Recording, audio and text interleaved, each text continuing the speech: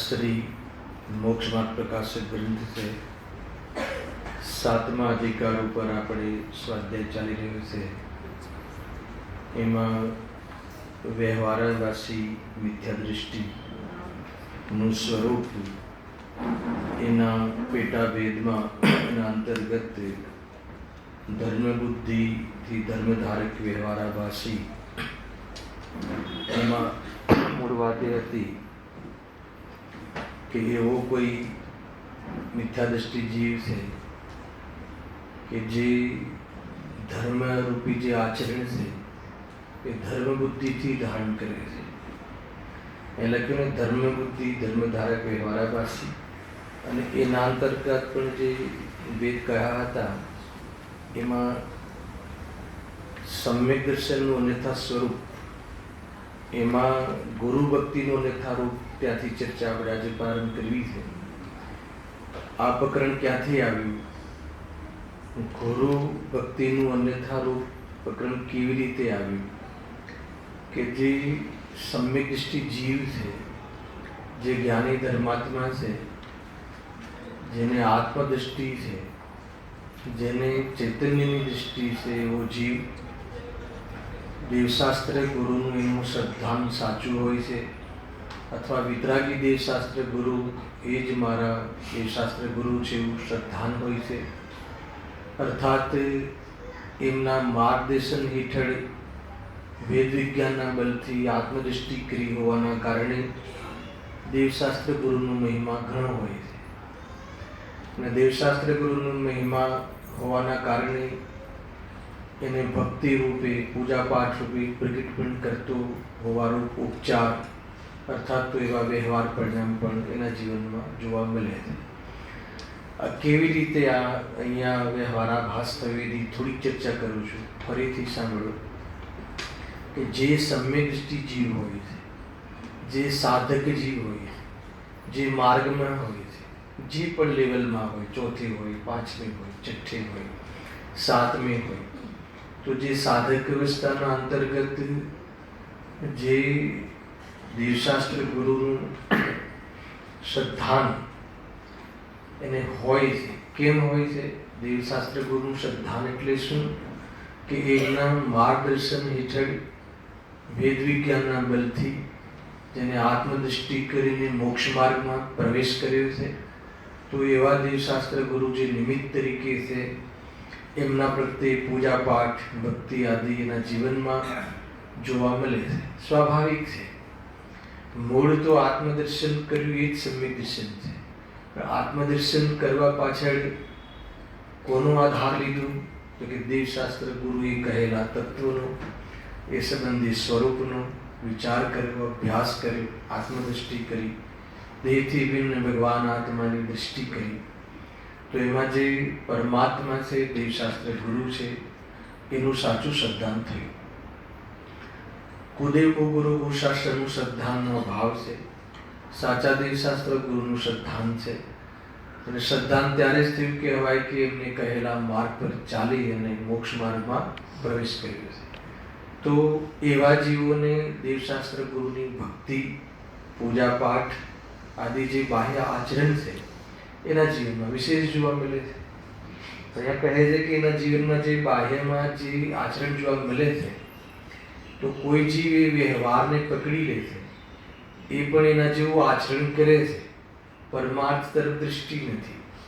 તો બાહ્ય આચરણ કરી એને ધર્મ માને છે, ધર્મ બુદ્ધિથી કરે છે, ધર્મ માટે કરે છે, પણ એ બાહ્ય આચરણને જે ધર્મ માને છે, પરમાર્થ માને છે, મુક્તિનું કારણ માને છે, એને જ મોક્ષનું કારણ માને છે અને એ પ્રમાણે એમાં પ્રવર્તે છે, એનું નામ વ્યવહારાભાસી મિથ્યા દૃષ્ટિ. તો એમાં દેવ સંબંધી જે ભક્તિનું અન્યથા સ્વરૂપ ગયા વ્યાખ્યાનમાં થઈ ચૂક્યું હતું.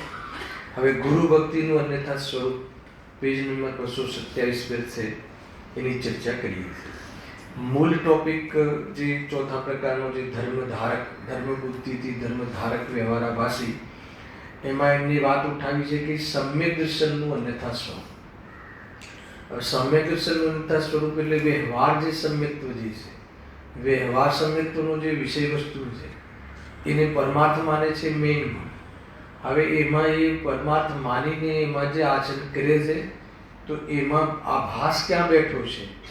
એ જે ભક્તિ આદિ કરે છે, ભગવાનના ગુણગાન કરે છે, તો એમાં મૂળ વાત એ આવી હતી કે જે દેહાશ્રિત વિશેષતા અને આત્માશ્રિત વિશેષતા.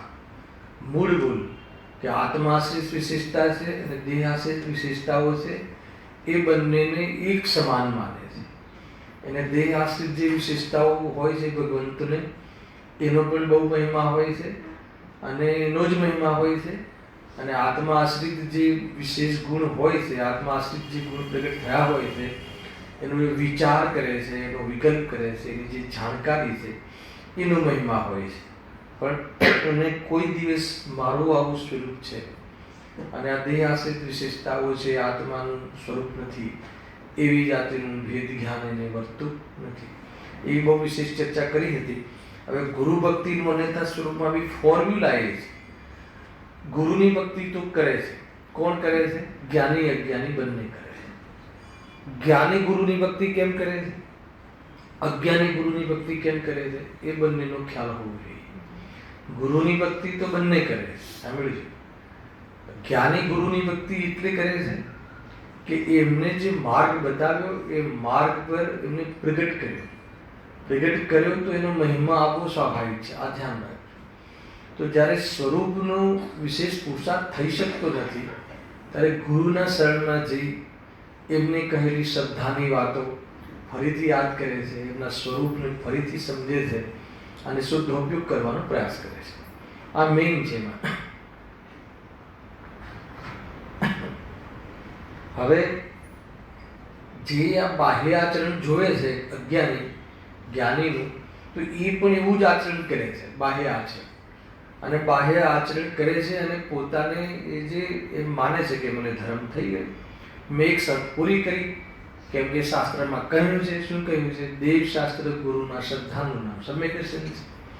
એ વ્યવહાર સમ્યક દર્શન છે, પણ એ માને છે કે મેં તો શરત પૂરી કરી ને, હું પણ સાચા ગુરુને માનું છું, સાચા ગુરુનો જયકારો બોલાવું છું, વિતરાગી દેવને જ માનું છું, વિતરાગી ગુરુને જ માનું છું, એ જ અમારા ગુરુ છે.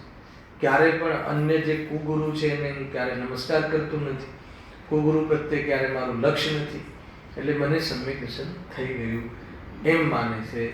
અને એમ માનીને સાચા સમ્યક દર્શનનો પુરુષાર્થ કરતો નથી. આ જે રૂટમાં ચાલે છે આખો આ જે વિષય છે એ જો. હવે તેને ગુરુ ભક્તિ કેવી હોય છે તે કહીએ છીએ. કેટલાક જીવ આજ્ઞા અનુસારી છે, તેઓ તો આ જૈનના સાધુ છે, અમારા ગુરુ છે, માટે તેમની ભક્તિ કરવી એમ વિચારી તેમની ભક્તિ કરે છે.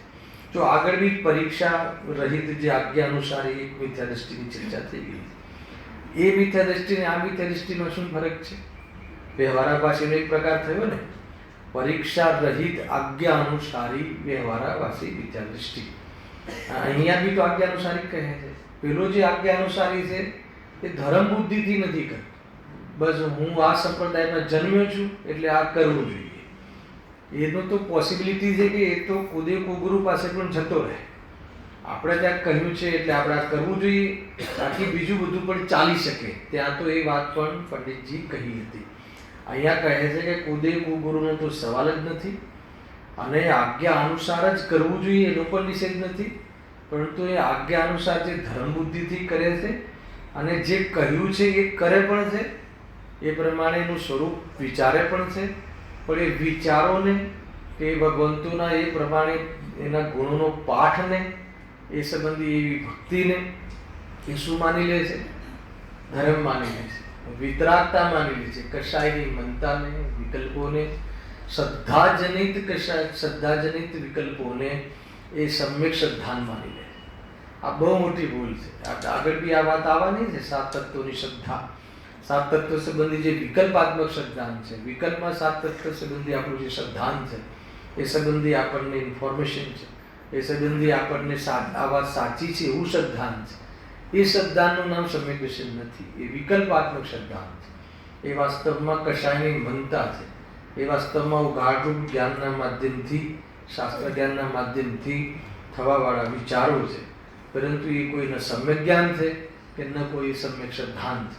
આપણને 7 તત્વની પરિભાષા આવડે, 7 તત્વમાં હેગે ઉપાધિની ચાલ આવડે, આ રીતે આમ કહ્યું છે આપણને ખબર હોય, અને એ પણ વાત હોય કે આ જ વાત સાચી છે એવું બી શ્રદ્ધાન હોય, પરંતુ ન એનું ભાવવાસન છે, કે ન એ પ્રમાણે આપણું વેદજ્ઞાન છે, કે ન એ પ્રમાણે આપણી કોઈ શ્રદ્ધા પલટાઈ છે, તો કહે છે કે એ મિથ્યા શ્રદ્ધાની જ છે.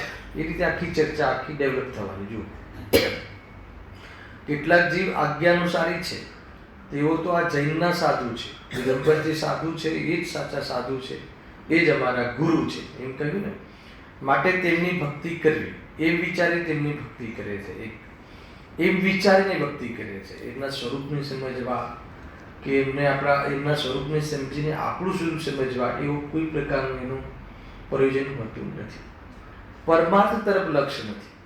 વ્યવહાર પરમાર્થને બતાવે છે. એ જે ગુરુનું સ્વરૂપનો વિચાર કરતા એ જે સંવર તત્વ, નિજરા તત્વનું સ્વરૂપ છે એ પ્રગટ કરવાનો ઉપાધિ છે. પોતાના આત્માની દ્રષ્ટિ કરી એનો સ્વાદ લેવો જોઈએ, એ તરફ એનો કોઈ પ્રોગ્રામ નથી, એ તરફનો કોઈ પણ એનો ઉદ્દેશ નથી. એમ સરળ છે, પણ આપણને એમ લાગે કે ભૂલ ક્યાં છે, એમાં શું ખોટું કરે છે એવું લાગે આપણને. પણ મૂળમાં જે શ્રદ્ધા છે, આત્માની શ્રદ્ધા કરતો નથી, એ મૂળ ભૂલ છે. એમ કેમ કે આ તો માધ્યમ છે ને, માધ્યમ સાચા છે, સમજ સાચી છે, કદાચિત નિર્ણય પણ સાચો છે, પણ અભિપ્રાય પલટાયો નથી. અભિપ્રાય પલટાયો નથી એ તો ઠીક છે, પણ ખોટા અભિપ્રાયનું જ પોષણ થાય છે, એ વાત પણ આગળ કરવાવાળા છે. એ બહુ મોટો રોગ છે. હા, તેની ભક્તિ કરવી એમ વિચારી એમની ભક્તિ કરે છે. તથા કેટલાક જીવ પરીક્ષા પણ કરે છે. ભગવાનની પરીક્ષા એટલે શું? એમના પરીક્ષા એટલે શું? પરીક્ષા એટલે કંઈ એમની પરીક્ષા લેવી એમ નહીં, પરિચય. પરીક્ષા એટલે એમના ગુણોનો પરિચય પણ કરે છે. ના નથી, પરિચય કરે છે, અને પરિચય કરે છે એને જ ધર્મ માને છે. મેન તકલીફ ત્યાં છે. આપણે દેવશાસ્ત્ર ગુરુનો 7 તત્વોનો પરિચય છે કે નહીં? ખબર છે સાહેબ, બધી જ ખબર છે. દ્રષ્ટિના વિષયની ખબર છે કે નહીં? ખબર છે ને. દ્રષ્ટિના વિષયની ખબર હોવી એનું નામ સમ્યક દર્શન છે. ખ્યાલ આવે? દ્રષ્ટિના વિષયની ખબર હોવી, આ જ દ્રષ્ટિનો વિષય છે એવું શ્રદ્ધાન હોવું, પણ એનું નામ સમ્યક દર્શન નથી. ખ્યાલ આવે કે નહીં? એ પૂર્વ ભૂમિકામાં થવાવાળી પરિસ્થિતિ છે, પણ એ પ્રમાણે પોતાનું ભાવવાસનનો મેઇન હવે પીરિયડ ચાલુ થશે. ભાવવાસન એને પોતાના સ્વરૂપનો ખ્યાલ નથી, એને સ્વરૂપ સંબંધી ખ્યાલ છે, પણ આવો હું છું એટલું રહી ગયું. એટલું રહી ગયું એટલે બધું રહી ગયું. કાંઈ બાકી, મતલબ એવું નથી કે એટલું રહી ગયું એટલે બાકી બધું થઈ ગયું. કશું જ થયું નથી. એમ છે. ખરેખર આ તો વાણીનો પંડિત છે એમ સમજી લો. એને વાસ્તવમાં સ્વરૂપનો પંડિત નથી. તથા કેટલાક જે પરીક્ષા પણ કરે છે, તો ત્યાં આ મુનિ દયા પાડે છે, શીલ પાડે છે, ધનાદિ રાખતા નથી, ઉપાસાદિ તપ કરે છે, ક્ષુધાદિ પરિશેષ સહન કરે છે, કોઈથી ક્રોધાદિ કરતા નથી, ઉપદેશ આપીને બીજાઓને ધર્મમાં લગાવે છે ઇત્યાદિ ગુણ વિચારી તેમાં ભક્તિ ભાવ કરે છે. મને બતાવવામાં આમાં ભૂલ શું છે? મુનિ દયા પાડે છે, ભૂલ? મુનિ તો દયા પાડે જ છે, સટકાજીઓની હિંસાથી બચે છે કે નહીં? તો દયા પાડે છે એ કોઈ અધર્મ છે? દયા પાડવાના પરિણામ મુનિ જીવનમાં ના હોય તો એનાથી વિરોધમાં હોય? એ જે એરિયા સમિતિ પૂર્વક ચાલે છે, એને જમીનને શોધીને ચાલે છે, ઈષ્ણા સમિતિ પૂર્વક ભોજન કરે છે, જે પણ એમના જીવનમાં 28મું ગ્રુપનું જીવન છે, એ જીવન અહીંયા જે વર્ણન કર્યું છે, અને ક્રોધાદિ નથી કરતા, એ પણ એમની આત્મા આશ્રિત પરિણામ છે, તો એમાં શું ભૂલ કરે છે? તો એ તો એનું સ્વરૂપ છે, બાહ્ય અંતરંગ બંને સ્વરૂપ અહીંયા કહ્યા છે. અને એવા સ્વરૂપની, એવા ગુણની ભક્તિ કરવી, એમાં શું વ્યવહારાભાસ થયો? એમના ગુણોની, ગુરુના ગુણોની ભક્તિ કરવી એટલે શું? એવા ગુણોનું ગાન કરવું, એવા ગુણોને યાદ કરવા, એવા ગુણોનો મહિમા કરવો. તો એમાં ત્યાં સુધી તો કોઈ ભૂલ છે જ નહીં. તો ભૂલ ક્યાં બેઠી છે? આટલો વિષય આટલા ટાઈમથી ચાલે છે, મારા ખ્યાલથી બહુ ટાઈમથી ચાલે છે. તો કોઈ બતાવશે કે આમાં ભૂલ શું છે? જે આ કરે છે, જે મુનિરાજનું આ જીવન છે, તો ભૂલ નથી ને? બરાબર છે. અને મુનિરાજ એટલે સાધુ, અને એમના એ જીવનનો વિચાર કરે, એમના એ જીવનનો મહિમા કરે, એ જીવનની ભક્તિ કરવી એટલે શું? એવા જીવનનું યાદ કરવું, એવા જીવનને વિચાર કરવો. તો એમાં પણ શું ભૂલ છે?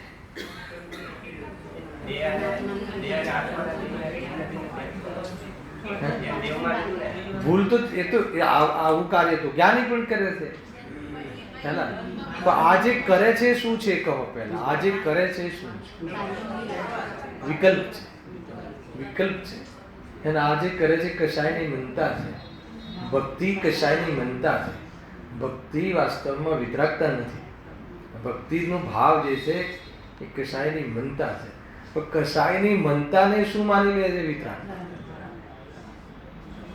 પ્રાયઃ તમે લોકોના જીવનમાં ધાર્મિક જે આપણે બાહ્યમાં બી જોઈએ છે, કશાયની મનતાની હોતી જોઈએ છે, હે ને? અને એ પ્રશંસનીય બી થાય છે દુનિયામાં, એની પ્રશંસા કરવાનો પણ નિષેધ નથી, પરંતુ એ વિતરાગતા સાથે સંબંધ નથી. એને વિતરાગી જીવોને અને વિતરાગતા પ્રાપ્ત કરવાવાળા જીવોને, એને માર્ગમાં રહેવાવાળા જીવોને બાહ્ય જીવન એવું હોય છે, પણ એ જીવોને એનો મહિમા નથી આવતો, પણ બીજા જીવોને એનો મહિમા આવે છે. લોકમાં પણ જો જેને લેટ ગો કરવાની વૃત્તિ હોય, દયાળુ હોય, હે ને, તો ક્રોધ આદિ કશાયો મંદ હોય, તો લોક એની પ્રશંસા કરે છે, વખાણ કરે છે, અને એમ પણ કહે છે કે ઘણો ધાર્મિક જીવ છે. તો એ કયા ધર્મની વાત છે? બાહ્ય ધર્મ, બાહ્ય આચરણ. હવે એ બાહ્ય આચરણ તો બરાબર પણ છે, પણ એ બાહ્ય આચરણને અંતરંગ આચરણ માની લે કોણ?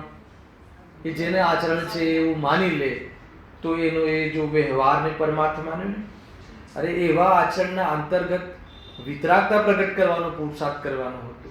વિતરાગતા પ્રગટ થઈ હોય તો એનો વિકાસ કરવાનો પુરુષાર્થ કરવાનો હતો. વેદ જ્ઞાન વધારીને શુદ્ધોપયોગ વધારવાનો હતો. સ્વરૂપની લીનતા વધારવાનો પુરુષાર્થ કરવાનો હતો. પરંતુ એ તો કરતો નથી. ગઈ વખતે મેં કહ્યું હતું ને કે ભાઈ જે શુભાશુભ ભાવો છે, તો એને ઘટાડવાનું સદ્ધાન કરવું એ સમ્યક દર્શન છે, અને ઘટાડવું એ સમ્યક ચારિત્ર છે. ખ્યાલ આવે? તો આને ઘટાડવાનું સદ્ધાન નથી, આને તો જે મંદ પડ્યું છે એમાં જ રસ છે. એટલા માટે આ વ્યવહાર છે. આ વ્યવહાર એટલે વ્યવહારનો વિષય છે. વ્યવહાર એટલે જેને ધર્મની સાથે સહચારી પરિણામ રહે છે, તો એને વ્યવહારથી ધર્મ કહે છે. તો એને ધર્મ માની લીધું છે, અહીંયા કહે છે. બહુ જોરદાર વાત છે. જો ફરીથી ગુણ કહું તથા કેટલાક જે પરીક્ષા પણ કરે છે, એટલે પરિચય પણ કરે છે. પરિચય કરે છે એનો વિચાર કરે છે. તો ત્યાં આ મુનિ દયા પાડે છે, શીલ પાડે છે, ધનાદિ રાખતા નથી, આત્માશ્રિત છે, એનો રાગ નથી, ઉપવાસાદિ તપ કરે છે, એ બાહ્ય છે, ક્ષુધાદિ પરિશેષ સહન કરે છે, બાહ્ય છે, કોઈથી ક્રોધાદિ કરતા નથી, ક્રોધાદિનો અભાવ છે, એ અંતરંગ છે, ઉપદેશ આપીને બીજાઓને ધર્મમાં લગાવે છે, બાહ્ય છે, બધા મિશ્રિત ભાવો છે, ઇત્યાદિ ગુણ વિચારી તેમાં ભક્તિ ભાવ કરે છે.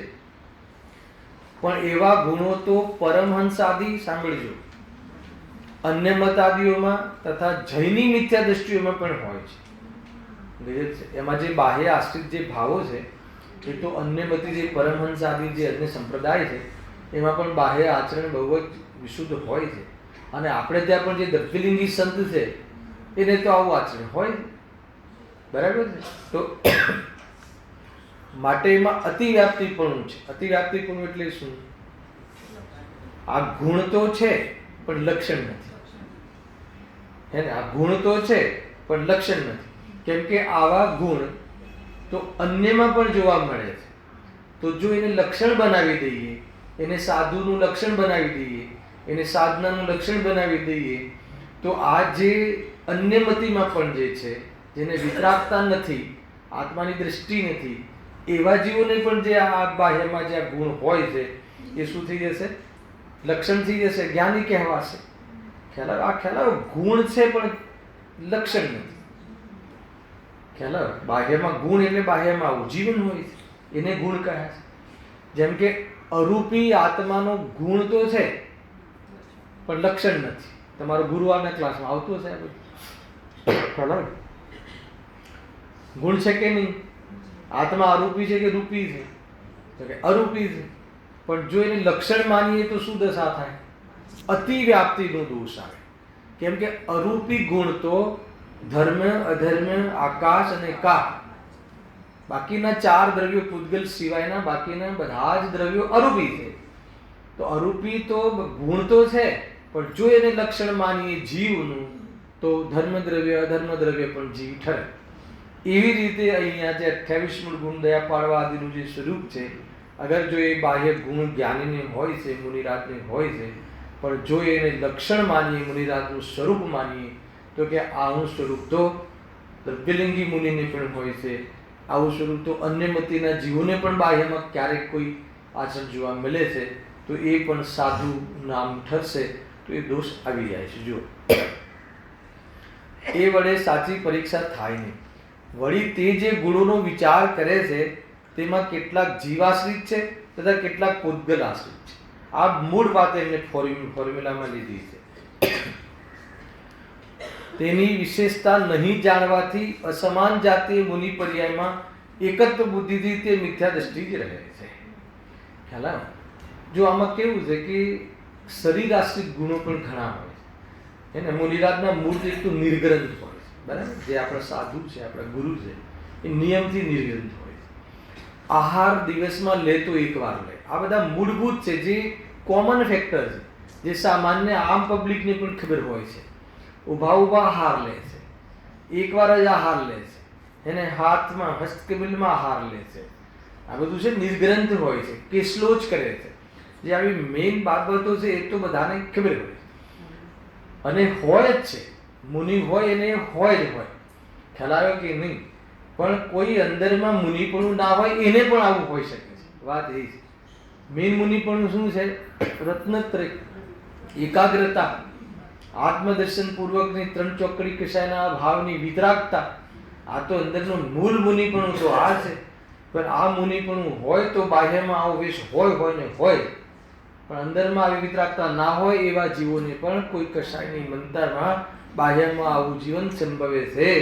તો બાહ્યમાં એવા જીવનને અને એમાં દેહ આશ્રિત જે ગુણો છે એને આત્મા આશ્રિત માનીને એનો મહિમા કરે છે. એ તો અસમાન જાતીય દ્રવ્ય પર્યાયની થવા વાળી વિશેષ પ્રસ્તાવ છે. એ વાસ્તવિક મુનિપણું નથી. કથનમાં એમ આવશે. કથનમાં મુનિનું સ્વરૂપ બહારથી જ આવશે. વ્યવહાર જે છે એ બાહ્યમાં હોય છે અને જેનો વ્યવહાર હોય છે એને જ વાસ્તવમાં બહારના વ્યવહારમાં પર જ એનો ઉચિત વ્યવહાર કરવામાં આવે છે. તો કેવી રીતે કરશો તમે? ખ્યાલ આવે કે નહીં? જો આવશે આગળ. સમ્યક દર્શન, જ્ઞાન, ચારિત્ર્યની એકતારૂપ મોક્ષ માર્ગ એ મુનિઓનું સાચું લક્ષણ છે. તેને તો ઓળખતા જ નથી. જો એ ઓળખાણ થાય તો તે મિથ્યા દ્રષ્ટિ રહે નહીં. હવે આ વાતમાં મારે ઘણી વાત કરવી છે. હવે શું કહ્યું કે અંતરંગ લક્ષણ, સાચું લક્ષણ શું છે? સમ્યક દર્શન, જ્ઞાન, ચારિત્ર્યની એકતારૂપ મોક્ષ માર્ગ એ મુનિઓનું સાચું લક્ષણ છે. તેને ઓળખતું નથી. કેવી રીતે ઓળખવું? કેવી રીતે ઓળખવું? કોઈને ખ્યાલ છે કેવી રીતે ઓળખવું? કોઈને સમ્યક દર્શન છે, આપણે ઓર નીચેની દશા લઈએ કે સમ્યક દર્શન ગ્રસ્ત છે, તો આને સમ્યક દર્શન છે એ કેવી રીતે ઓળખવું? ઓળખાણ થઈ શકે? તો પણ અહીંયા ઓળખવાનું કહે છે. હે શું કહ્યું? કેવી રીતે ખ્યાલ આવે? અરે 28 ગુણ મૂળ તો બહાર મિથ્યા દ્રષ્ટિને પણ હોય. અંતરંગ પરિણતિમાં માનો કે કોઈ વ્યક્તિ અહીંયા બેસેલો કોઈ સમ્યક દ્રષ્ટિ હોય કે ના હોય? ખબર હોય. બોલતા ના આવડતું હોય તો એ હોય. નમોકાર મંત્ર ભૂલી જતો હોય તો અહીંયા સમ્યક દ્રષ્ટિ હોઈ શકે. પહેલા સમજવું તો હવે એની સમ્યક દર્શન છે એવું કીર્તિ ઓળખશું. કાં તો સર્વજ્ઞ ભગવાન હોય ને જાહેર કરે, કાં તો સર્વજ્ઞ જાણે, કાં તો અવધિજ્ઞાની જાણે. કેમ કે એને કર્મનો ખ્યાલ હોય છે. દર્શન મોહનીય કર્મનો ઉપશમ ક્ષયક્ષમ થયો હોય તો ત્યાંથી જાણી શકે કે આને દર્શન મોહનીય કર્મ છે જ નહીં, એટલે આ જીવ સમ્યક દૃષ્ટિ છે.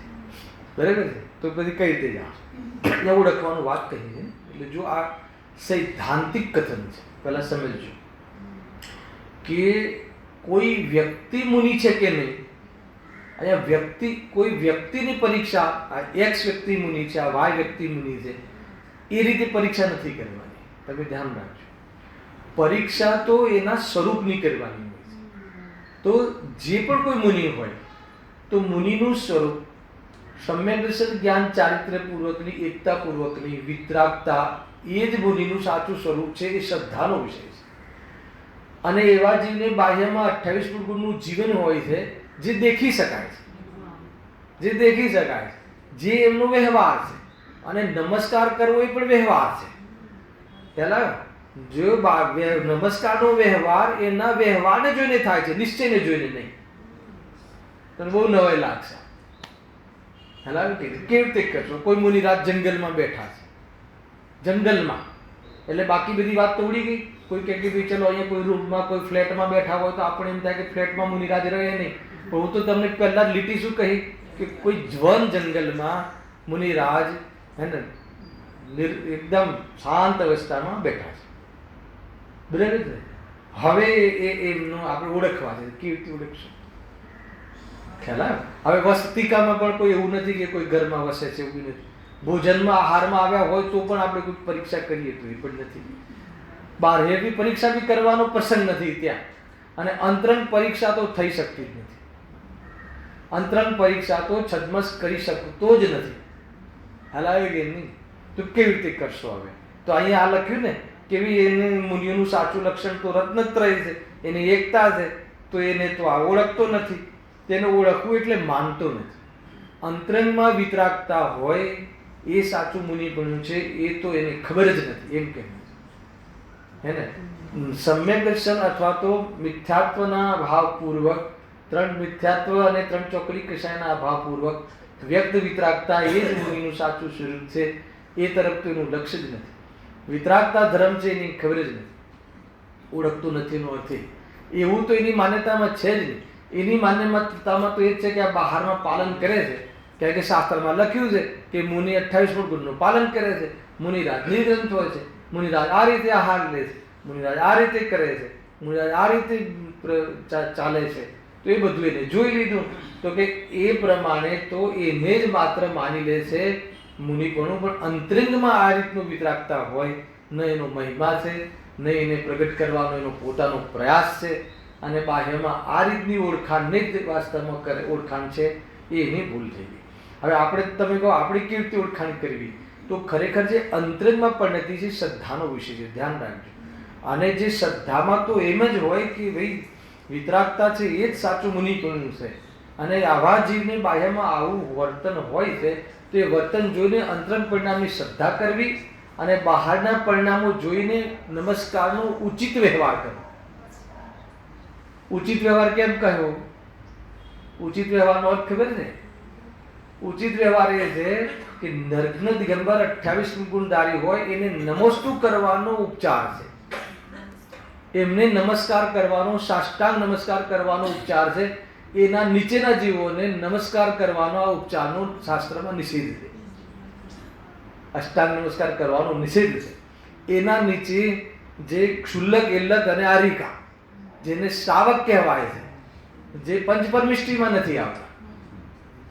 એના નીચે જે બાકીના જે રહ્યા ને 3 પદ આપણે ત્યાં ક્ષુલ્લક, એલક અને આરેકા, આ શ્રાવક ઉત્કૃષ્ટ શ્રાવક છે. 11મી પ્રતિમાધારી એમને ત્યાં ઈચ્છામી વંદામી આદિ ઉચ્ચારણ કરી અને નમસ્કાર કરવાનો ઉપચાર છે, વ્યવહાર છે. ત્યાં સુધી વ્યવહાર છે નમસ્કારનો. ખ્યાલ આવે? મુનિરાજો વચ્ચે સંગોમાં વંદે વંદક ભાવ, મુનિરાજ સ્વયં મુનિરાજ બીજા મુનિરાજને વંદે વંદક ભાવ 6ઠ્ઠા ગુણસ્થાન સુધીનો વ્યવહાર છે. એના પછી 7મા ગુણસ્થાનથી વંદે વંદકનો વ્યવહાર પણ નથી. આ બધું વ્યવહારનો ખ્યાલ હોવો જોઈએ. ખેર આ તો એક સામાન્ય ઘટન છે, બહુ વાર અહીંયા થઈ ચૂક્યું છે. આ તો વિષય આવે એટલે મારે તમને કહેવું પડ્યું. મૂળ વાત એ છે કે જે નમસ્કારનો બાકી જય જિનેન્દ્ર કહીએ, આ કહીએ, તે કહીએ, સામાન્ય એનાથી વિશેષ કોઈ બાહ્યમાં ઉપચાર હોતો નથી. કરે તો વિનય મિથ્યાત્વનો દોષ લાગે કે તને વિનય કોનો કેટલો કરવો એ પણ ખબર નથી, તો કહે છે કે તું બહુ જ આવેશમાં, આવેગમાં તને વિનય પણ તું ખોઈ બેસે છે. તો વિનય એકલો નહીં, વિનય નામનું મિથ્યાત્વ છે કે કયા નમસ્કાર કરવા, ક્યાં કઈ રીતે યોગ્ય છે એ આપણને આપણું ખબર હોવી જોઈએ. એટલી બધી ચર્ચાઓ આમાં છે. અહીંયા તો એટલી વાત આવે છે કે આપણે જે કહ્યું કે અંતરંગમાં આ રીતે હોય ને બાહ્યમાં આ રીતે હોય, એ આપણે મુનિપણાનું શ્રદ્ધાન હોવું જોઈએ. મુનિના સ્વરૂપની આવી ઓળખાણ હોવી જોઈએ. ફલાણો વ્યક્તિ અંદરમાં એને છે કે નહીં એ વાસ્તવમાં આપણો વિષય જ નથી. બહારમાં કોઈ વ્યવહાર આવે તો બહારમાં જો નમસ્કારનો જો પ્રસંગ આવે તો બહારમાં તો પરીક્ષા થઈ શકે છે. પરીક્ષા એટલે પરિચય થઈ શકે છે, અને એ પરિચયમાં ન બેસે, એ જે કહ્યું એ પરિચયમાં એ ન ફિટ થાય તો નમસ્કાર કરવો કે ના કરવો, અરે નમસ્કાર કરવાનો ભાવ જ ના આવે. ન કરવો એ વાત નથી, ભાવ જ ના આવે. કેમ કે વિતરાગતા પ્રત્યે પ્રેમ છે આપણને. ખ્યાલ? માની લો કે કોઈ આપણી જ ભગવાનની પ્રતિમા છે, નામ પણ મહાવીર ભગવાન છે, બરાબર છે, પણ પ્યોર એકદમ નિર્ગ્રંથ, નિર્લેપ, બરાબર છે, શણગાર રહિત નિર્ગ્રંથ છે. હવે કોઈ એના ઉપર શણગાર સજી દે, શણગાર કરી દે, ચક્ષુ ચડાવી દે, થોડું લગાવી દે, મુગટ લગાવી દે, આ બધું કરાવી દે, અહીંયા કંદોરો બાંધી દે, બરાબર છે, એવું હોય છે ને શ્વેતંબરોની પ્રતિમામાં. તું મને બતાવ કે પછી નામ મહાવીર ભગવાન, નામ 24મા તીર્થંકર, પણ રૂપ જે છે એ વિતરાગતા નથી. તો પછી શું કરવું આપણે? નમસ્કાર. અરે નમસ્કાર કરવાનો ભાવ જ ક્યાંથી આવે? કેમ કે આપણને તો શણગાર પ્રત્યે તો રાગ છે, શણગાર તો રાગ છે, એના પ્રત્યે નમસ્કારનો કે સ્વીકારવાનો ભાવ કેવી રીતે આવે? એ રીતે ભાવ નથી આવતો. તો એટલું જ અહીંયા કહેવું છે. તો બાહ્યમાં જે ઉપચાર છે એ રીતે હોય છે, શ્રદ્ધાન અંતરંગનું હોય છે. તો મુનિપણાનું પરીક્ષા કરવાનો અર્થ એ છે કે શ્રદ્ધાન તો રત્નત્રયની એકતા એ જ સાચું લક્ષણ છે, એવું મુનિનું સ્વરૂપ છે એમ શ્રદ્ધાન રાખવું, અને બાહ્યમાં આવું જીવન હોય છે એ પ્રમાણેનો વિશ્વાસ હોવો, એનું નામ છે મુનિ સ્વરૂપની ઓળખાણ. કોઈ પર્ટિક્યુલરલી કોઈ વ્યક્તિ પાસે જઈને ઓળખવાની વાત એ નથી કહી. એને આપણે લોકો પછી આ ત્યાં લગાવીએ છીએ એવું નથી કહ્યું. મુનિનું સ્વરૂપનું શ્રદ્ધાન. કોઈ કહે મુનિ ના હોય ને મુનિના વગરનું શ્રદ્ધાન કેવી રીતે કરવું? તો દેવમાં તમે શું કરો છો? દેવનું શ્રદ્ધાનમાં તમે શું કરો છો? તમે જે આપણે પંચમકાલમાં જે દેવનું શ્રદ્ધાનું કરીએ છીએ, તો દેવ છે અહીંયા, સાચા દેવ છે અહીંયા. પ્રતિમામાં નિક્ષેપ તો કર્યો છે, સ્થાપના નિક્ષેપ તો કર્યો છે. અરે એમને જે વિશેષતાઓ, ઓરિજિનલ વિશેષતાઓ હોય છે એ વિશેષતાઓ પણ ક્યાં છે? ચેતનભાઈ માપ જ કરો છો ને, સમોષણનું માપ, એ પ્રમાણે સમોષણની રચના છે બાહ્યમાં. તો એ બધું સ્થાપના નિક્ષેપનો વ્યવહાર છે, હે ને? તો આપણે જ્યારે દેવ ન હોવા છતાં પણ દેવના સ્વરૂપનું શ્રદ્ધાન કરી શકીએ છીએ.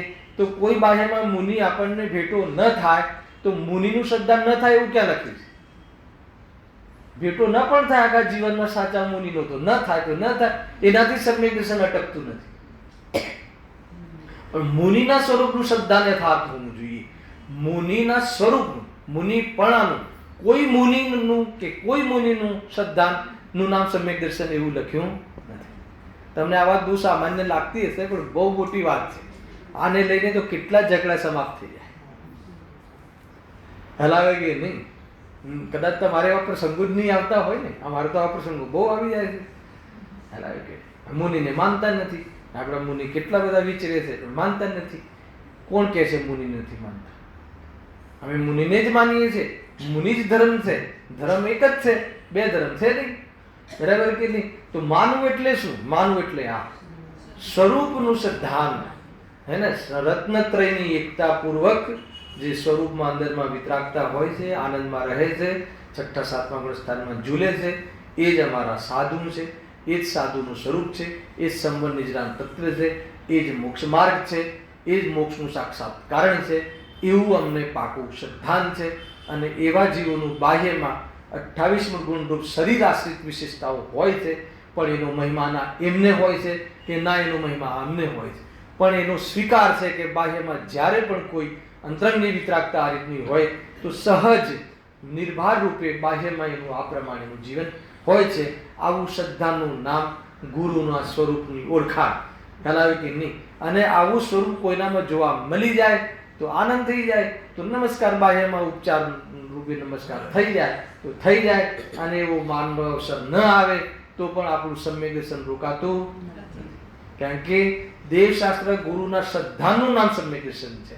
દેવશાસ્ત્ર ગુરુ સંબંધી કોઈને દેવ માની લેવા કે કોઈને ગુરુ માની લેવા કે કોઈ શાસ્ત્રને શાસ્ત્ર માની લેવા ફિઝિકલ, એના શ્રદ્ધાનું નામ સમ્યક દર્શન એવું કાંઈ છે નહીં. ન મળે તો ન મળે. ખ્યાલ આવે કે નરકોમાં ક્યાં દેવ હોય છે? એટલે દેવની સ્થાપના નથી હોતી, ત્યાં દેવની સ્થાપના નથી હોતી. ગુરુના ભેટાની તો સવાલ જ નથી આવતો, પરંતુ એના સ્વરૂપ જે પૂર્વમાં જે સાંભળેલું હોય છે એ સ્મૃતિ જ્ઞાન દ્વારા ખ્યાલમાં આવી જાય છે, અવધિ જ્ઞાન દ્વારા ખ્યાલમાં આવી જાય છે. ખ્યાલ આવી જાય છે તો બસ જોડાઈ જાય છે, ઉપયોગને અનુસંધાન થઈ જાય છે સ્વરૂપ સાથે, તો આત્મામાં પરિણતિ એ પ્રમાણે સમ્યક પામી જાય છે, પામી જાય છે. દેવશાસ્ત્ર ગુરુનું શ્રદ્ધાન બી આવી ગયું ત્યાં. દેવશાસ્ત્ર ગુરુના કોઈ પણ જગ્યાએ મંદિરોમાં જવાનો અવસર જ નથી, શ્રદ્ધાન થઈ ગઈ. કોઈ કહે કે આ સારું છે, આપણે તો મંદિરનો સમય બચી ગયો. ભાઈ, જે ગતિમાં જે પ્રકારનો વ્યવહાર હોય ને એ પ્રકારનો વ્યવહાર છોડવો ના જોઈએ. મનુષ્ય ગતિના વ્યવહારને દરેકમાં તો વગર મંદિરે જય થાય છે ને, તો આપણે બી વગર મંદિર જય કરી લઈશું, તો કે નહીં થાય. તને જે ગતિમાં જે પ્રકારનો વ્યવહાર હોય એ પ્રકારનો વ્યવહાર એના જીવનમાં અવશ્ય હોય. કેમ? કારણ કે પરમાર્થને ચાહે છે, તો એ પરમાર્થને બતાવવાળો વ્યવહારિક ગતિમાં જે પ્રકારે હોય એ પ્રકારે અંગીકાર કરે છે. ખ્યાલ આવે કે નહીં? આ રીતે છે. બહુ વિકૃતિ આવી જાય છે આના કારણે. નરકવાળા જ્યારે મંદિર ગયા વગર કરે છે, તો અમે મંદિર ના જઈને ઘરે બેસીને કલાક વાંચીને કરી લઈએ તો શું વાંધો છે? કે એ રીતે નિષેધ નથી. એ રીતે થઈ જાય ખરું, પણ તું એ રીતે મંદિરને તું ગૌણ કરે છે, તો એ રીતે મંદિરનો નિષેધ કરે છે, તો સમ્યક દર્શન ન થાય.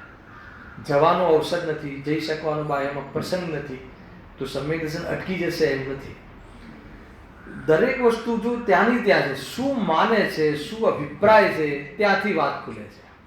કોઈ મંદિરમાં આખો દિવસ ભગવાનની સામે બેસી રહે તો સમ્યક દર્શન થઈ જશે એમ નથી. હલાવે કે નહીં? અરે સમ્યક દર્શન તો ઠીક છે, સ્વર્ગમાં જતું રહેશે એમ નથી. ત્યાં જઈને આજુબાજુ જોવે કે લોકો મને જોવે છે કે હું મંદિરમાં કેટલો બેસું છું, તો કહે છે કે તું મંદિરમાં બેસ્યો છે કે તું માનમાં બેઠો છે તને ખબર. માર્દવ ધર્મ કરે છે કે માનનો ધર્મ કરે છે તને ખબર. ખ્યાલ બધા ઉલટા ફૂલટા કામ થાય છે. બહુ માર્ગ સીધો છે. આપણું પ્રયોજન કેટલું છે, ભગવાનનું પ્રયોજન આપણે માટે કેટલું છે, એ આપણને ખબર હોવી જોઈએ. બહુ મોટો વિષય છે આ, તો હું તમને સંક્ષિપ્તમાં કહું છું, કારણ કે બહુ વાર આપણે આ વિષય થઈ ચૂક્યા છે. બહુ જ વિનય હોવો જોઈએ, વિવેક હોવો જોઈએ, આપણને આપણો ખ્યાલ હોવો જોઈએ, આપણા માર્ગનો ખ્યાલ હોવો જોઈએ, માર્ગમાં ચાલવાવાળા જે જીવો છે એમના સ્વરૂપનો ખ્યાલ હોવો જોઈએ, બધો ખ્યાલ હોવો જોઈએ. શું કહે છે? સમ્યક દર્શન જ્ઞાન ચારિત્રની એકતારૂપ મોક્ષ માર્ગ એ મુનિનું સાચું લક્ષણ છે. તેને ઓળખતો નથી. જો એ ઓળખાણ થાય તો મિથ્યા દૃષ્ટિ રહે નહીં. ઓળખાણ થાય એટલે શું? ઓળખાણ થાય જો ખરેખર સાચી ઓળખાણ કેવી રીતે છે ખબર છે? જેવું વસ્તુનું સ્વરૂપ છે, જેવું સાચુનું સ્વરૂપ છે, જેવું એકાગ્રતા સ્વરૂપની એકાગ્રતા જે લેવલની છે, એવી આંશિક એકાગ્રતા પ્રગટ કરે તો જ સાચી ઓળખાણ કહેવાય. એના પહેલાં સાચી ઓળખાણ નથી હોતી. એના પહેલાં શાસ્ત્રના આધારે ઓળખાણ છે, એના પહેલાં આગમ આશ્રિત ઓળખાણ છે, વિકલ્પ આશ્રિત ઓળખાણ છે, અને વિકલ્પ આશ્રિત ઓળખાણને જ ઓળખાણ માની લે એનું નામ વ્યવહારાભાસ. તો ખરેખર ઓળખાણ કોને કહેવાય? જે વિતરાગતા, 3 ચોકલેટ વિષયના અભાવવાળી વિતરાગતા બોલી આપણે પ્રચુર આનંદ, તો એ આપણે ઉત્સાહ બતાવીએ છીએ, મહિમા બતાવીએ છીએ. સારું બતાવીએ છીએ, બતાવ્યું ઘણા લોકો કરે ને કે મુનિરાજ એકદમ જ્યારે રજૂઆત કરે અથવા રજૂઆત કરવાનો પ્રસંગ આવે તો કેવી રીતે કરે કે આપણા મુનિરાજ હે ને વિતરાગતા ઝરે છે, અમૃત રસ ઝરે છે, હે ને ઝૂલે છે. ગુરુદેવ બોલે એટલે આ બી બોલતા શીખી ગયું. પણ એ ઝરે છે, આટલો જોરદાર પ્રચુર આનંદ છે, એનો તને જે મહિમા આવે છે એ મહિમા કેવી રીતે આવે બતાવતું જરા. તો કે ચાખ્યા વગર મહિમા કેવી રીતે આવે? તો કે આંશિક પ્રગટ કરે, એને આંશિક પ્રગટ કરે તો જ સાચી ઓળખાણ થઈ કહેવાય. એના પહેલા યુક્તિથી ઉદાહરણો દ્વારા સમજે છે. ગર્ભિત શુદ્ધતામાં એને એ પ્રકારેનું પ્રોગ્રેસ છે એની ના નથી, પણ ગર્ભિત શુદ્ધતામાં પણ એનો સ્વીકાર અથવા એ વિતરાગતા તરફનું ઢલાન, એના સ્વરૂપ તરફનું ઢલાન ન હોય, એને પોષણ ન હોય તો સમજી લો પછી શું હોય? બાકી જે કંઈ હોય કશાયનું પોષણ હોય, કાં તો શરીર આશ્રિત ક્રિયાઓનો મહિમા હોય. એને અમે તો રાત્રે મેં ભોજન કરતા નથી, એના ઘરે તો બધું ચાલે છે, આપણે લોકો તો સાપ છીએ, આપણે લોકો તો હે ને બહુ જ બસ પોતાની એ પ્રમાણે બાહ્યની ક્રિયાઓથી જ મૂલ્યાંકન કર્યા કરે. આપણે લોકો વાસ્તવમાં ધાર્મિક છીએ, એ લોકોના ઘરે તો બધું ચાલે છે. તો એના માટે છોડી દઉં, તે તુલના કરવા માટે છોડી દઉં. આપણે સમાચાર માનવા જોઈએ કે ફલાણા જૈનના ઘરે તો બટાકાનું શાક થાય છે, તો બસ વાત પતી ગઈ. ને ત્યાં તો હા છે, નહીં તો આમ છે, તો તમે અમારે ત્યાં અમે તો અમારું જીવન તો બહુ શુદ્ધ છે. તો કે તારું જીવન શુદ્ધ નહીં, કોઈ કિંમત જ નથી. તો એ તુલના કરવા માટે કર્યું, દોષ જોવા માટે કર્યું તો કોઈના ખ્યાલ આવે કે નહીં. એ અહીંયા કહે છે કે છેલ્લે જીવ એ પાટા પર ચાલ્યો જાય છે. બાહ્યમાં તુલના કરે છે, ક્રિયાઓથી તુલના કરે છે, પરિણામોના ઠેકાણા નથી, અને અભિપ્રાય તો એને ખબર જ નથી. અને એ બાહ્યનો ખાલી એકલો વ્યવહાર ક્રિયાઓમાં કરે છે, અને કદાચિત કોઈ કશાયની મનતા હોય બી શકે તો તેથી શું, એને કોઈ અભિપ્રાય તરફનું ભાન એને છે નહીં. તો અહીંયા કહે છે કે વ્યવહાર જે હોય છે, ધાર્મિક આચરણ છે, જેને વ્યવહાર કહેવાય છે, એ વ્યવહારમાં ધર્મનો આભાસ, એનું નામ વ્યવહારાભાસી મિથ્યાદૃષ્ટિ છે. ધર્મ બુદ્ધિથી કરે છે. જબરજસ્ત છે ભાઈ. એ પ્રમાણે મુનિનું સાચું સ્વરૂપ જ ન જાણે તો તેને સાચી ભક્તિ કેવી રીતે હોય? માત્ર પુણ્યબંધના કારણભૂત શિવ ક્રિયારૂપ ગુણોને ઓળખી તેની સેવાથી પોતાનું ભલું થવું જાણી તેનામાં અનુરાગી થઈ ભક્તિ કરે છે. જો આ લોકો જેવી બાહ્યને બાહ્યમાં જો કોઈ બી કહે કે તમે જો આપણે મુનિરાજ ચપ્પલ વગર ચાલે, બરાબર છે, પણ એનો જ મહિમા હોય, તમે ચપ્પલ વગર ચાલીને બતાવો, એ રીતે તુલનાત્મક કરે છે. તો શું થયું? એ કોઈ શરીર આશ્રિત છે, એમને એનો મહિમા નથી, એટલો રાગ નથી, અને એટલો એમને બાહ્યમાં એવા પરિગ્રહને ધારણ કરવાનો રાગ મટી ગયો છે, એટલે બાહ્યમાં નથી. પણ એમને એનો મહિમા નથી, પણ અન્ય જીવોને એનો મહિમા હોય છે. આ લખ્યું ને કે શુભ ક્રિયા જે પણ હોય, આપણને આજે બી કોઈ ગમે એમ કહે, મને આજે હું તમને એક હાલ પ્રશ્ન પૂછું કે બે મુનિરાજ છે, ભાવલિંગી સંત, ભાવલિંગી સંત છે, એને સર્વજ્ઞ ભગવાનની વાણીમાં આવ્યું, કોઈ અવધિજ્ઞાની મુનિરાજે કહ્યું કે આ બે ભાવલિંગી સંત છે. પછી તો માનશો ને આ ભાવલિંગી સંત. હવે એક ભાવલિંગી સંતને મહિનો તપ કરે છે, ઉપવાસ આદિ તપ કરે છે, 1-8 મહિના સુધી ભોજનનો ભાવ જ નથી આવતું. અને એક મુનિરાજ ડેલી ભોજનમાં આવે છે, એકવાર જે પરિણામ આવે છે. તો આપણને કોનો મહિમા આવે બતાવો? આપણે બે મુનિરાજ જ્યારે બેઠા હોય તો કોને આ વધારે પગે લાગવાનો ભાવ કોને આવે? કોઈ કયા મુનિરાજ? અચ્છા, બંનેમાં કોણ મહાન છે? ખ્યાલ આપણી દૃષ્ટિ ક્રિયાઓ પર છે કે મારી ના નથી કે બાહ્યની ક્રિયાઓનો નિષેધ નથી, આપણને અંદરની વિતરાગતાનું શ્રદ્ધા જ નથી. આપણને બંને સમાન છે, બંને નમોલો સર્વસામાન્ય. બની શકે કે ઓલા ભોજન કરીને આવ્યા, આહાર કરીને આવ્યા અને શ્રેણી માણે ને મોક્ષે જતા, તો કોઈને થાય કે પછી 1 મહિના સુધી તપ કરે છે, એનું શું જીવન ચાલી રહ્યા છે, શક્તિ છુપાયા વગર કરે છે. આમની સંજલન કશાના અંતર્ગત બી અલગ અલગ પ્રકારની સામર્થ્ય છે, આમની સામર્થ્ય લેવલની છે. તો એમાં બહારમાં કંઈ જે રીતે પણ જે ભૂમિકામાં એકવાર ભોજનનું પરિણામ આવી શકે એ થઈને પણ અગર જો તને શુદ્ધોપયોગનો પોશાક થતો હોય તો આહાર લઈને પણ કરજે, પણ શુદ્ધોપયોગનો પોશાક હલાવે કે નહીં. તો અહીંયા એવું જરૂરી નથી. એ તો બાહ્યની ક્રિયાઓથી જ આપણે તુલનાત્મક કરીએ ને. અહીંયા કહે તો કે ગુરુનું સ્વરૂપની તને ખબર નથી. હા, એનાથી વિરોધમાં બાહ્યમાં પરિવર્તન હોય તો ગુરુ હોય જ ના શકે. બાહ્ય આચરણ, બાહ્ય વેશ પણ, 28 ગુણ પણ, બાહ્ય જીવન પણ જે આગમમાં કહ્યું છે, જે આજ્ઞામાં કહ્યું છે, એના વિરોધમાં જો જોવા મળે તો કહે છે કે એના પર તો ગુરુનો ઉપચાર પણ સંભવતો નથી. પણ બાહ્યમાં એ પ્રમાણે જો હોય તો અંતરંગમાં સમ્યક રત્નત્રયની એકાગ્રતા અને એ લક્ષણનું સદ્ધાન અને બાહ્યમાં એવા જીવનું જીવન આ રીતે વિરક્ત હોય છે એવું મુનિના સ્વરૂપનું સદ્ધાન હોય અને એ સદ્ધાનના અનુસાર પોતાના જીવનના પણ યથાશક્તિ વિજ્ઞાનપૂર્વક આત્માની પ્રાપ્તિનો ઉપાય રાખે, અર્થાત તો અંતરંગ પરિણતિમાં, અંતરંગ એટલે અભિપ્રાયમાં સત્યનો જ પક્ષ લીધા કરે તો એની ગર્ભિત શુદ્ધતા, એની જે ગર્ભમાં એના અભિપ્રાયમાં એ શુદ્ધતાનું પોષણ થાય છે અને શુદ્ધોપયોગના કાળમાં, સામાયિકના કાળમાં એ ગ્રંથિ ભેદ થઈ અને સમ્યક દર્શનની પ્રાપ્તિ થઈ શકે. આ રીતે સમ્યક દર્શનની પ્રાપ્તિ થાય છે. બાકી તો વખાણ કરવામાં વખાણ કર્યા, ગુરુઓના વખાણ કર્યા, ભક્તિઓ બનાવી, નવી ભક્તિઓ લખીને, ઓલી ભક્તિ બનાવીને, આ ભક્તિ બનાવી, મેં સરસ ભક્તિ બનાવીને, ભક્તિની એડવર્ટાઇઝમેન્ટ કરીને, કાંઈ નહીં, કોઈ દમ નથી, કોઈ કિંમત જ નથી. હલાવી ગજબની વસ્તુ નહીં ભાઈ, સમજવા જેવી વસ્તુ છે, જાણવા જેવી વસ્તુ છે. હે ને, ત્યાં તત્વ અભ્યાસનો બેજ હોવો જોઈએ. તત્વ અભ્યાસ, તત્વ નિર્ણયનો બેજ હોવો જોઈએ. કશાયની મંદતાના પણ તત્વના અભ્યાસનો બેજ હોય તો એ મંદતા હેતુ બની શકે છે, નહીં તો નહીં. બાકી તો તત્વજ્ઞાન વગર બી મંદતા જોવા મળે છે.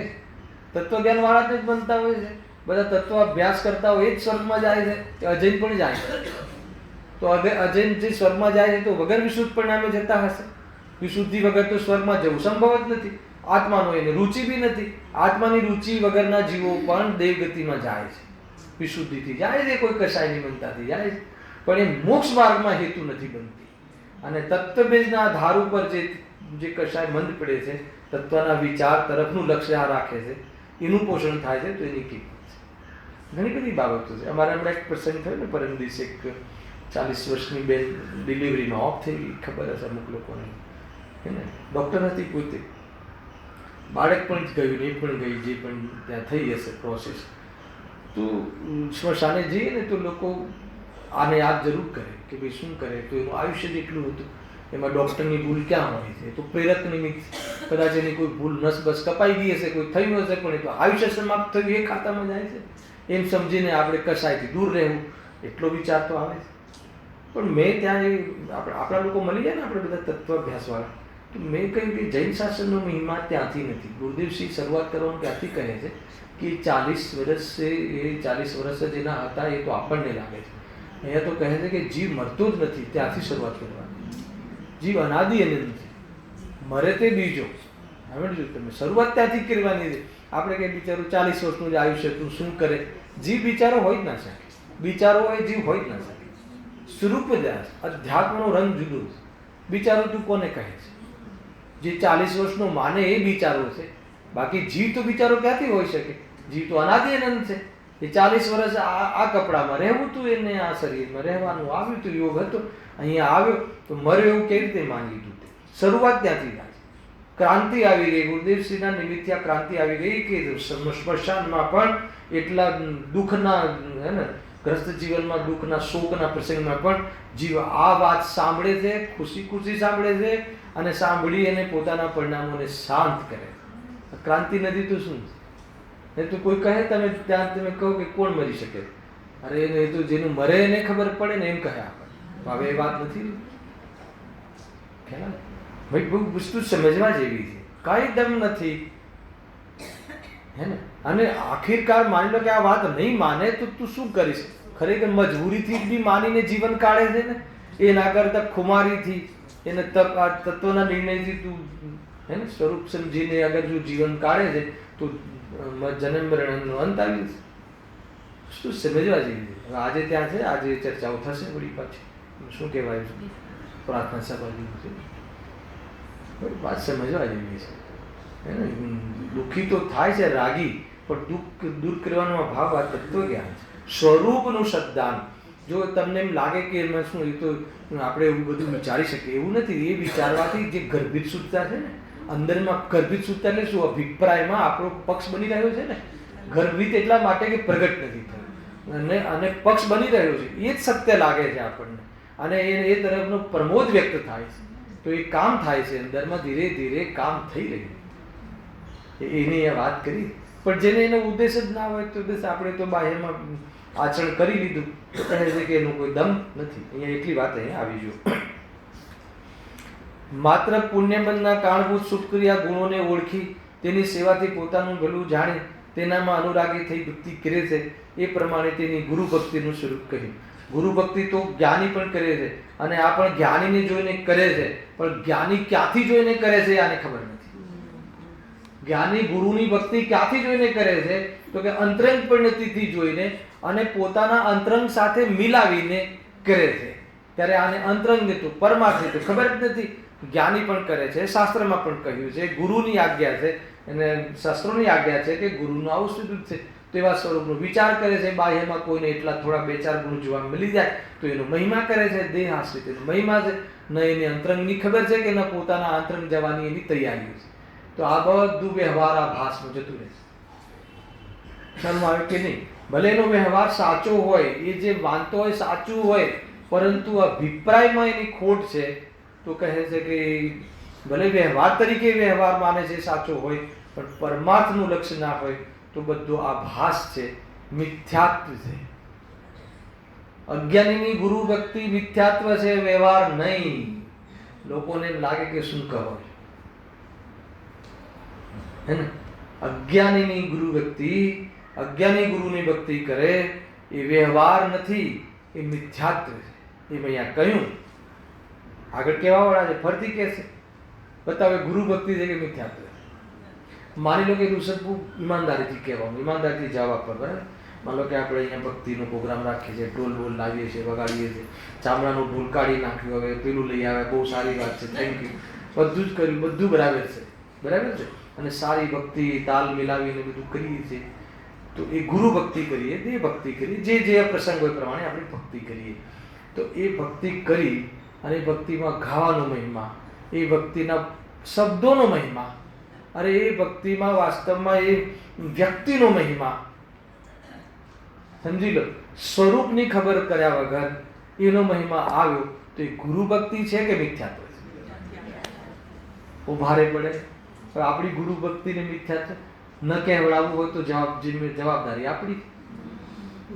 હેલા કે હવે એમાં કોઈ કહે કે ના કહે, જે છે તો છે. ભલે તમે એને ગુરુ ભક્તિ કહો, પણ એ ગુરુ ભક્તિ ત્યારે કહેવાય ખ્યાલ આવે કે નહીં, એના સ્વરૂપનું શ્રદ્ધાન અને એ પ્રમાણે પોતાના સ્વરૂપ સંબંધી વલણ હોય ત્યારે એના એ ગુરુ ભક્તિ પર ગુરુના શ્રદ્ધાનનો ઉપચાર આવે છે. બહુ ભારે લાગે. આપણને એમ લાગે કે આપણા બધા કાર્યોને તો ઉડાવી જ દે છે, ઉડાવી જ દે. તો તને આપણા લાગે છે એ જ તો ભૂલ છે, અને એ જ્ઞાનીઓને આપણા નથી લાગતા. ખ્યાલ આવે કે હવે આ તો ભાઈ સમીક્ષા કરવા જેવી છે દીપકભાઈ. આ તો પોતે સમીક્ષા કરવા જેવી છે કે હું ક્યાં ઊભું છું એ મને ખબર હોય, આ સર્વજ્ઞને ખબર હોય. બહારમાં તો બધું સમાન લાગે. ગુરુ બી રીતે ભક્તિ કરે, સ્વયં ભગવાનની કરે તો, અને જ્ઞાની પણ એ રીતે ગુરુની ભક્તિ કરે. ભક્તિ તો કરવાની બાહ્યમાં તો ક્રિયા એટલી જ છે, અને પરિણામ મંદાના છે. ખેલ અભિપ્રાયનો છે, ખેલ અભિપ્રાયનો છે, અને અભિપ્રાય પર તો લક્ષ્ય જ નથી. અભિપ્રાયમાં તો પુણ્યની મીઠાશ છે, અભિપ્રાયમાં તો ગાવાની મીઠાશ છે, અભિપ્રાયમાં તો રાગની મીઠાશ છે, અભિપ્રાયમાં તો તાલીઓની મીઠાશ છે. 4 જણે કહ્યું કે ઋષભ હોય તો જ ભક્તિમાં મજા આવે, તો એને ત્યારે જ એની ભક્તિની સાર્થકતા. ઉદાહરણ છે, ઉલટું લેતા નહીં. ઉદાહરણ છે, પરિચય થયો તો અમારે ઉદાહરણ કોનું લે હલાવે કે એ રીતે. અને કોઈ ખોટ હોય તો કાઢી નાખવાની, ફરી શું છે હલાવે કે આ રીતે છે. મીઠાશ લાગે છે કે નથી લાગતું? દરેકની વાત છે. આ પ્રવચન ભાઈ તમે ખુલાસા બાલની ખાલ કાઢીને કરો છો. જ્યારે મને કોઈ ચેતનભાઈ કે ચંદ્રકાંતભાઈ કે દીપકભાઈ 4 જણ ફોન આવે તમારો, ત્યારે મને એવું લાગે કે મારું શાસ્ત્ર સ્વાધ્યાય આવું કરાવવું છે સાર્થક છે. તો કે ગયો પાણીમાં ડૂબી ગયો. ખરેખર કહું છે. હવે મને લાગે છે કે નથી લાગતું, તમને તો એમ જ કહો એમાં શું થઈ ગયું? તો ગુરુની વાણી જ આપણે ગુરુદેવ પાસે કહું તેમ પાછો કે તો ગુરુદેવનો પ્રતાપ છે. આપણું થોડું જાતો બધું એમનું છે, જ્ઞાનીઓનું જાતો આપણે કહીએ છીએ, પરંતુ અંદરમાં મીઠાશ છતાં દીપકભાઈ એક વાર તો કહ્યું ને ફોન કરીને, તો ત્યારે તો બસ પતી ગયું, જીરો થઈ ગયું. બધી વાત સાચી કહી છે મેં અહીંયા તમને, પણ મેં વાત સાચી કરી જ નથી મારા માટે. કહેવામાં બધું જ સાચું છે, બોલ્યો જે બોલ્યો એમાં એક ટકો પણ ખોટું નથી, પરંતુ મારી માન્યતામાં ભૂલ છે, એ ભૂલ કાઢવાની વાત છે. આ અભિપ્રાયની ભૂલ છે. વ્યવહારમાં પાછી શ્રદ્ધાનો દોષ છે, ચારિત્રનો દોષ નથી. વ્યવહાર એ ચારિત્રનો દોષ છે, ખ્યાલ આવ્યો? પણ વ્યવહારમાં ધર્મ માનવો એ અભિપ્રાયનો દોષ છે. ગજબ છે. વ્યવહારને ચારિત્રનો દોષ ના માનવો, ગુણ માનવો એ શું છે? શ્રદ્ધાનો દોષ છે. ગજબ. જ્ઞાનીની ભક્તિનો ભાવ આવતો હશે કે નહીં? આવે, પણ એ ભક્તિના ભાવનો મહિમા એ ભાવ ભગવાનનો મહિમા છે, પણ એ જે ભાવ આવે એનો મહિમા નથી. આ સમજવા જેવું. હવે એને મહિમા નથી, એને આત્માનો મહિમા છે, તો હવે એને જ ખબર પડે, કાં તો કોઈ સર્વજ્ઞ ભગવાનને ખબર પડે. એટલે પેલાના સમ્યક દર્શનની કીર્તિ ખબર પડે. આપણે તો ફટાક દઈને ના ના ભાઈ, આપણે હું તમને કહું ને ફલાણા ભાઈ ને આત્મદર્શન થઈ ગયું, ના ના ના હોય. કેવી રીતે કહો છો ના હોય? અરે કહ્યું, એને ભાવના કરી તો કરી, એને બાહ્યનું આચરણ, બાહ્ય આચરણ જ જોઈને. સમ્યક દ્રષ્ટિનું બાહ્ય આચરણ કેવું હોય? સાત તત્વનું શ્રદ્ધાન, દેવશાસ્ત્ર ગુરુ શ્રદ્ધાન, કુદેકુ ગુરુ પાસે ક્યારે જાય નહીં, નિરૂપણ એનું સત્ય હોય. નિરૂપણ કરે ત્યારે ખબર પડે. નિરૂપણમાં એકાંત કરે તો એ સમ્યક દ્રષ્ટિ હોય નથી, ભલે એ શુદ્ધની વાત કરતો હોય. નિરૂપણમાં જ એકાંત કરે તો વાત પતી ગઈ. કદાચ નિરૂપણ બી સાચું કરે તો અંદરના શ્રદ્ધા ખોટી હોઈ શકે, પરંતુ બાહ્યમાં જોઈ અને એને ધાર્મિક કહેવામાં આવે છે. તો ધાર્મિક કહેવામાં આપણું શું જાય છે? બાહ્યમાં ધાર્મિકતા હોય તો હોય, એની ના નથી. બહુ વાર ચર્ચા થઈ ચૂકી છે. અને સમ્યક દૃષ્ટિની 4 પ્રકારે વર્ણન આવે છે. એક પ્રથમાનુયોગથી, એક દ્રવ્યાનુયોગથી, એક કર્ણાનુયોગથી અને એક ચરણાનુયોગ. ખ્યાલ? એમાં ચરણાનુયોગથી જે સમ્યક દૃષ્ટિનું વર્ણન આવે છે ને, એ અર્થથી જ આપણે સમ્યક દૃષ્ટિનો બાહ્ય નિર્ણય ઉપચારથી કરી શકીએ, બાકી ન કરી શકીએ. પ્રથમાનુયોગથી કરી શકીએ, પણ આપણને અવસર નથી. પ્રથમાનુયોગ એટલે ભગવાનની વાણીમાં આવેલું હોવું જોઈએ કે આ વ્યક્તિ છે. ભગવાનની વાણીમાં, ફક્ત ભગવાનની વાણી, કાં તો કોઈ શાસ્ત્રમાં કે આ સમ્યક દૃષ્ટિ છે, તો પછી એ માની જ લેવાનું હોય કે હોય છે. પ્રથમાનુયોગ થઈ ગયો, પણ પ્રથમાનુયોગમાં અત્યારે હાલ આપણે અહીંયા ભગવાનનું કોઈ એવી સભા લાગેલી નથી. ખ્યાલ આવે? કર્ણાનુયોગ કહે છે કે હે ને, દર્શન મોહને કરવાનો ક્ષયોપશમ ને ક્ષયોપશમ કોઈ થયું હોય તો એને સમ્યક દર્શન હોય, પણ એ આપણા જ્ઞાનનો વિષય નથી. દ્રવ્યાનુયોગ કહે કે આત્માની શ્રદ્ધા થઈ નામ સમ્યક દર્શન, એ આપણને ખબર નથી પડતી. ખ્યાલ આવે? આત્માની શ્રદ્ધાનું નામ સમ્યક દર્શન, દ્રવ્યાનુયોગની વાત સમ્યક દૃષ્ટિનું વર્ણન છે, પરિચય છે. ભાઈ આપણને ખબર નથી પડતી, તો એની શ્રદ્ધા હોય એને ખબર હોય, કા સર્વજ્ઞને ખબર. બરાબર? હવે ચરણાનુયોગ. ચરણાનુયોગ કહે છે હે ને, 25 દોષોથી રહિત, તે કહ્યું હતું ને, નિકાંક્ષિત આદિ 8 ગુણોથી સહિત, પ્રભાવના આદિ બાહ્યમાં 8 અંગ હોય, સાચા દેવશાસ્ત્ર ગુરુ શ્રદ્ધાન હોય, હે જીવન એનું આવશ્યક જીવન હોય બાહ્યમાં, અંતરમાં આત્મદર્શન હોય અને નીતિ ન્યાયપૂર્વકનું જીવન હોય, અભક્ષનો ત્યાગ હોય બાહ્યમાં. હલાવે કે નહીં? બાહ્યમાં આ રીતે હોય. અને શ્રદ્ધાના વિષયમાં ક્યારેય ભૂલ ના હોય, સાત તત્વના નિરૂપણમાં એની સચોકતા હોય, એને પણ સમ્યક દૃષ્ટિ કહેવાય છે. આ ચરણાનુયોગે કહ્યું, કેમ કે જેને સમ્યક દર્શન હોય એને નિકાંક્ષિક આદિ 8 અંગવાળું જીવન હોય બાહ્યમાં. હલાવી એટલે એ રીતે છે. હવે બાહ્યમાં એ રીતે આપણે કોઈ સમ્યક દૃષ્ટિ છે આપણો વિષય જ નથી. ખરેખર તો વિષય હોય છે કે એવું શ્રદ્ધાન હોવું જોઈએ, અને વાસ્તવમાં એ જે તત્વ કહ્યા છે એવું શ્રદ્ધાન મારું થઈ જાય, એ પ્રમાણેનું શ્રદ્ધાન આપણું થઈ જાય, એવો સ્વાદ આવી જાય, તો મુનિરાજોને કેવો આનંદ હોય છે, સિદ્ધોને કેવો આનંદ હોય છે એની ખબર પડી જાય. આખી ગુણી ગોળની ભરી હોય તો એનું એક સેમ્પલ ચાખીએ તો આખી ગુણીનો સ્વાદ, આખા ગુણીના સ્વાદનો નિર્ણય થાય કે ખાલી એટલાનો જ થાય? બસ એટલી વાત છે, એટલું સમજવું. હવે એ રીતે અહીંયા શાસ્ત્ર ભક્તિનું અન્યથા સ્વરૂપ કહ્યું છે, એની ચર્ચા આપણે આવતીકાલે કરીશું. અને એના પછી મેઇન ટોપિક ચાલુ થાય છે તત્વ શ્રદ્ધાનું યથાર્થપણું. શાસ્ત્ર ભક્તિ બી એને એ રીતે કરે છે કે જે આપણને એમ લાગે કે આ બાહ્યનો વ્યવહાર જે છે એ વ્યવહાર તો વ્યવહારમાં ક્રિયા સાચી છે, સમજવું. કાર્ય સાચું છે, પણ એ જે એનો મહિમા આવી જાય છે એને માની લે છે કે મેં શાસ્ત્રનું શ્રદ્ધાન કરી લીધું, અને શાસ્ત્રનું શ્રદ્ધાન કરી લીધું એટલે હું સમ્યક્ એમ માની લે છે. એનું નામ આભાસ છે.